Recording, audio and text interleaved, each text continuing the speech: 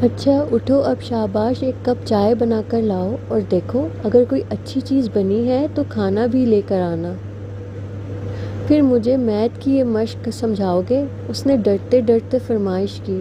ہاں ہاں کیوں نہیں، میں نے حاتم تائی کی قبر کو لات ماری۔ ایسے ہی دن گزرتے جا رہے تھے، اور اب تو ہم کالج لائف میں داخل ہو گئے تھے۔ وہ فرسٹ ایئر میں اور میں فورتھ ایئر میں تھا جب مناہل آپی کی شادی لاہور میں ان کے فرسٹ کزن کے ساتھ طے پا گئی۔ ان کے گھر میں پہلی شادی تھی۔ آنٹی کے ہاتھ پیر پھولے ہوئے تھے۔ زنیرہ باجی اور سمیرہ آپی نے تو ان کے گھر میں ہی ڈیرے ڈالے ہوئے تھے، اور وہیں پہلی دفعہ مجھے اپنی والدہ کے مزاج کچھ بدلے بدلے محسوس ہوئے۔ حالانکہ شمائل اور مناہل کے بغیر تو ان کا کھانا بھی ہضم نہیں ہوتا تھا، لیکن ان کے اس سلوک میں کچھ سرد مہری شامل ہو گئی تھی۔ اس دن میں شادی کے کارڈز لینے کے لیے پرنٹنگ پریس جا رہا تھا جب امی نے کڑوے لہجے میں مجھ سے دریافت کیا، کہاں جا رہے ہو؟ بائک صاف کرتے ہوئے میں نے مصروفیت میں جواب دیا، مناہل آپی کی شادی کے کارڈز لینے۔ کوئی ضرورت نہیں ہے، تم لوگوں نے ٹھیکہ لے رکھا ہے ہر کام کا، ملازم ہو ان کے، دنیا سے نرالی ہے میری اولاد۔ وہ دونوں ہیں تو سارا دن اس کے جوڑے ٹانکنے میں مگن، اور شعیب ہے تو وہ فرنیچر کے بھاؤ تاؤ پوچھ پوچھ کر آ رہا ہے، اور تو اور وہ سب سے چھوٹا جسے گھر کے کام کرتے ہوئے تکلیف ہوتی ہے، وہ بھی کل بڑے بڑے شاپر اٹھائے شاپنگ کروا کر لا رہا تھا۔ میں نے امی کے برہم مزاج کی حیرانی دیکھ کر ان سے پوچھا، کیا ہوا امی؟ پتہ نہیں لوگوں کی بیٹیوں کی قسمتیں کیسے دھڑا دھڑ کھل جاتی ہیں، اور یہاں زنیرہ کی عمر نکلتی جا رہی ہے اور کسی کو احساس نہیں۔ اللہ نے بہوئیں بھی چن کر بے حس دی ہیں۔ بڑی کو کہا کہ اپنے خاندان میں کوئی رشتہ دیکھو، تو ٹکا سا جواب دے دیا کہ امی معاف کیجیے گا، زنیرہ کی عمر تو نکل چکی، آپ اب سمیرہ کی فکر کریں۔ تو اس میں مناہل آپی کا کیا قصور؟ میں حیرانی سے پوچھا تو وہ تپ کر بولی، قصور کوئی نہیں ہے، اس کی ماں سے میں نے کہا کہ اپنے بھانجے سے زنیرہ کی بات چلاؤ، تو اپنی بیٹی جھٹ سے رشتہ طے کر آئیں۔ لیکن امی، مناہل آپی کی بات چیت تو بچپن سے طے ہے، میں نے یاد دلایا۔ بات چیت ہی تو طے تھی، کوئی نکاح تو نہیں ہوا تھا۔ امی کی منطق پر میرا دماغ گھوم گیا۔ استغفر اللہ، یہ کیا آپ فضول باتیں کر رہی ہیں؟ ہاں اب میری اولاد کو میری باتیں فضول ہی لگنی ہیں۔ چھوٹی بہو کا بھائی اچھا خاصا قابل تھا، باتوں باتوں میں احساس دلایا تو آگے سے میسنی بن کر بولی، امی زنیرہ مجھے بہت عزیز ہے، لیکن اعجاز کو مناہل بہت پسند تھی، لیکن آنٹی مانی نہیں، اس لیے اعجاز تو اب بہت اپسیٹ ہے، میں اس سے اس ٹاپک پر بات نہیں کر سکتی، اور ویسے بھی زنیرہ کی عمر اعجاز سے زیادہ ہے۔ ہاں تو ٹھیک ہی کہا ہے انہوں نے، اس میں غلط کون سی بات ہے؟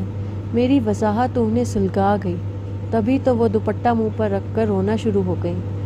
ہاں اب یہ کل کی اولادیں ہمیں غلط اور درست کی تمیز سکھائیں گی۔ مناہل میں کون سے ہیرے لگے ہیں جو زنیرہ میں نہیں ہیں؟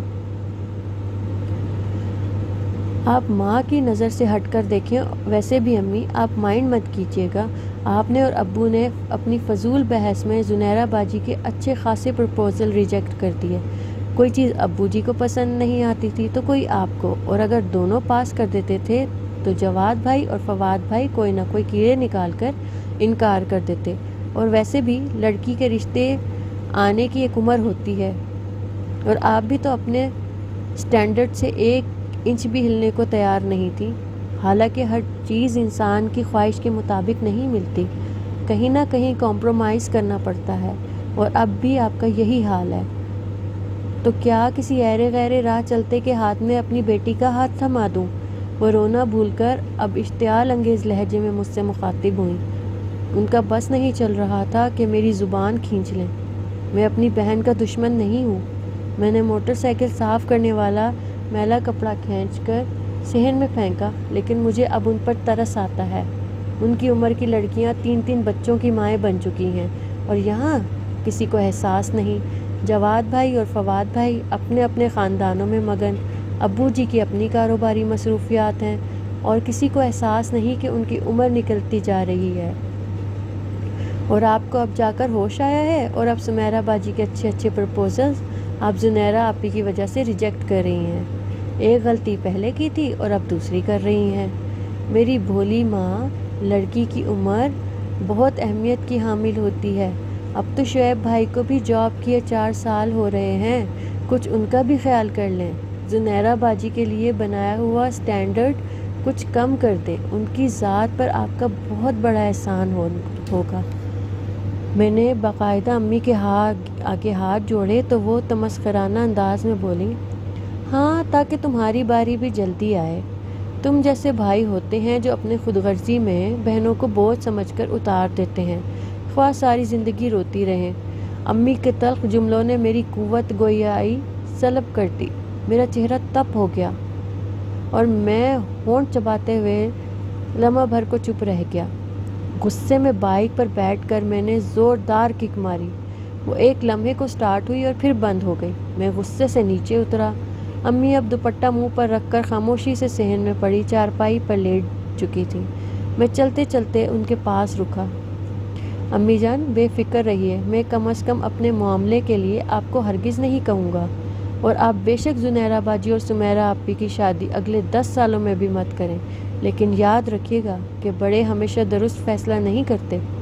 کبھی کبھی اللہ تعالیٰ چھوٹوں کو بھی دور اندیشی اور معاملہ فہمی کی صلاحیت زیادہ دے دیتا ہے، لیکن اگر کچھ درست فیصلے درست موقعوں پر نہ ہوں تو ساری زندگی کے لیے ناسور بن جاتے ہیں، اور بعض اوقات والدین کی غلطیوں کا خمیازہ اولاد کو بھگتنا پڑتا ہے، اور میری دعا ہے کہ اللہ ہم پر رحم کرے۔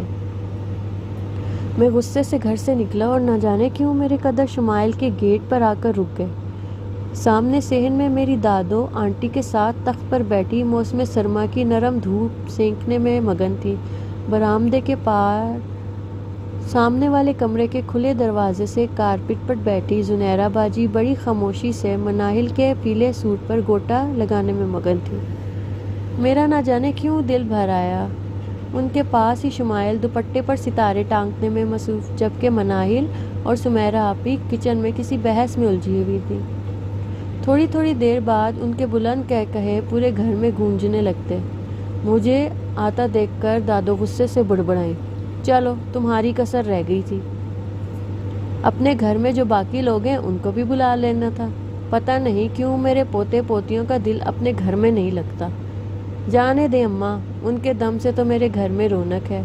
آنٹی نے میری حمایت کی، جبکہ میں خاموشی سے ان کے پاس تخت پر آ کر لیٹ گیا۔ میرا کچھ بھی بولنے کو دل نہیں کر رہا تھا۔ سچ اماں، ان بچوں نے تو میری ساری فکر ہی ختم کر دی ہے، ورنہ میرے تو ہاتھ پیر ہی پھولے ہوئے تھے۔ شاید میرے سگے بیٹے بھی ہوتے تو اتنی ذمہ داری سے کام نہ کرتے جتنی لگن سے عادل، شعیب اور ہارون کر رہے ہیں۔ تو احسان تھوڑی کر رہے ہیں، مناہل بہن نہیں ہے ان کی؟ دادو کم ہی کسی کا احسان گنواتی تھی، بس دعا کرو کہ زنیرہ کی بھی کہیں بات بن جائے۔ دادو نے چہرے سے مکھی اڑاتے ہوئے بے پرواہی سے کہا، ہاں دعا ہی کیجیے گا، دوا کرنے کا کس کے پاس ٹائم ہے۔ میری بڑبڑاہٹ شاید دادو کی سمجھ میں نہیں آئی تھی، تبھی وہ حیرانی سے مجھے تکنے لگی۔ ہاں کیوں نہیں اماں، میں نے 2-4 لوگوں سے کہا ہوا ہے۔ میری بہن نے اپنی جٹھانی کے بیٹے کا بتایا تھا، لڑکا میکینیکل انجینئر تھا، لیکن زنیرہ کی امی کہنے لگیں کہ فیملی بہت بڑی ہے، ہم نے نہیں کرنا۔ ان کے جواب پر دادو پھیکی سی ہنسی کے ساتھ بولی، بس بیٹا، پتہ نہیں عظمت کا معیار کیا ہے، بچی کی عمر نکلتی جا رہی ہے اور وہ کسی کی بات سنتی نہیں، اور باپ اس کا ہے تو وہ بے پرواہ، کہتا ہے جب وقت آئے گا خود ہی ہو جائے گا۔ لیکن اماں کوشش تو کرنی پڑتی ہے، خدا سب کو رزق دیتا ہے، پرندوں کو بھی دیتا ہے، لیکن ان کے گھونسلوں میں نہیں ڈالتا۔ بس اللہ بچی کی قسمت اچھی کرے، میں تو اٹھتے بیٹھتے دعا کرتی ہوں، بہت نیک بچی ہے زنیرہ۔ آنٹی کے لہجے کے خلوص نے مجھے اچھا خاصا شرمندہ کروا دیا، اور میں نے شکر ادا کیا کہ وہ ہماری والدہ محترمہ کے آج کل کے خیالات سے آگاہ نہیں۔ بس بیٹا، ماؤں کو سمجھدار ہونا چاہیے۔ دادو کچھ نہ کہتے ہوئے بھی بہت کچھ کہہ گئی تھیں۔ جی اماں، یہ شمائل کے والد ہیں، اب اٹھتے بیٹھتے ان کو اس کی فکر ہو گئی ہے، کہتے ہیں کہ بچیاں اپنے گھروں میں ہی اچھی لگتی ہیں۔ کہہ رہے تھے کہ 1-2 سالوں میں شمائل سے بھی فارغ ہو کر حج کے لیے جائیں گے۔ اب ہائے، شمائل کی ابھی عمر ہی کیا ہے؟ دادو کو تعجب ہوا۔ میں بھی بے اختیار اٹھ بیٹھا تھا۔ اماں، لڑکیوں کی عمر نکلنے میں کہاں دیر لگتی ہے، اور اچھے رشتوں کی بھی مناسب عمر ہوتی ہے۔ میں تو کہتی ہوں کل عالم کی بیٹیاں اپنے گھر کو جائیں۔ آنٹی کی بات پر میری زبان پھسلی۔ پھر آنٹی، لوگوں کے گھروں میں تو صرف لڑکے ہی رہ جائیں گے۔ کیوں بچے، ان کی شادیاں نہیں ہوں گی کیا؟